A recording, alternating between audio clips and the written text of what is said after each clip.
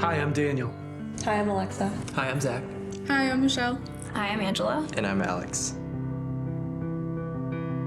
We all met at various serving opportunities through the chapel, whether it was Serve Day in 2022 or Winterfest in 2022. 2022 was just our year, and we've really been friends going into 2023, and it hasn't ended yet. So Yeah. And it's not going to change. It's not.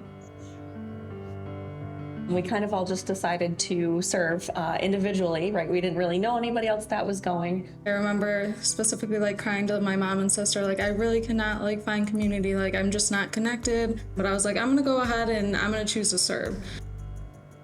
We had all, for a while, had been praying. God, would you give us friends who we can do life with? Would you give us friends that we can, that I can serve with and do things together? And then we said, okay, hey, let's go serve. Didn't know anyone, show up, and then boom, God says, here's the answer to your prayer.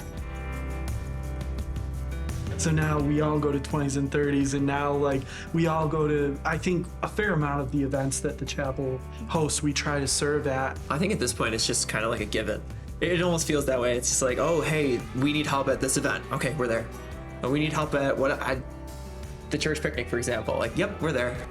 Absolutely. We all just kind of know that we like to do it. We know that we like to do it together. We know that we're available to help, and we know that we have that heart for what really serving is, right? It's not the obligation. It's not just show up and serve, but it's building community throughout serving. And the more you serve, the more you want to serve also. I found, because at the beginning I was but the more I've served, the more I want to serve.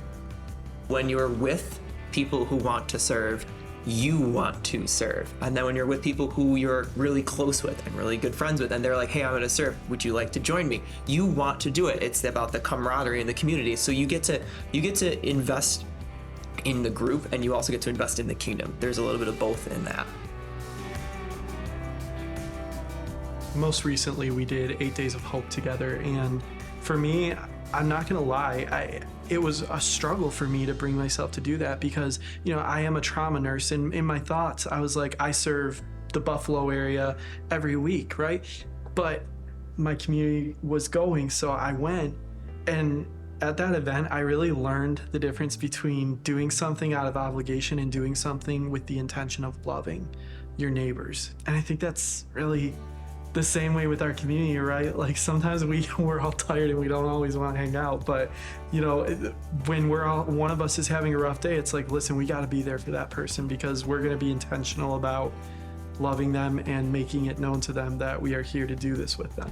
Looking back, every time we served together or every time we got together, each time we were able to draw out more of each other's gifts and just encourage each other, build each other up. It's so beautiful to just do that in a group setting when you just can't do that alone. Something you can't get by yourself.